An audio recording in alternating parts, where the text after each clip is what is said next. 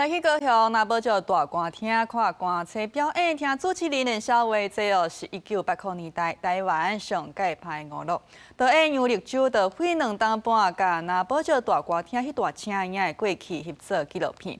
那找真濟歌廳秀的名稱來廣告，佮透過 AI， 互大家閣再看到名主持人豬哥亮伊的身影。恁遮囡仔有聽過那無就無？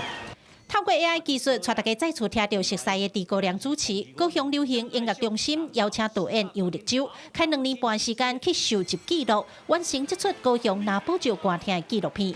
透過這大牌名稱趣味廣告，帶大家鬥陣來去感受1980年代迄段那無就大歌廳上青葉的歷史。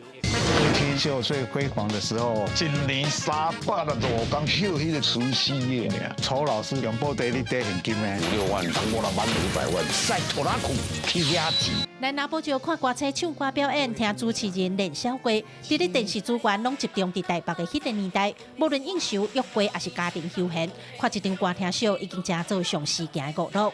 秀場內底是台灣的經濟，外面是台灣人的生活。這段台灣獨有的秀場文化，是真濟台灣人甲大攏也真少年的記憶。不過說將來攏唔捌有人用影像甲記錄落來，這嘛是翕這出紀錄片上大的困難。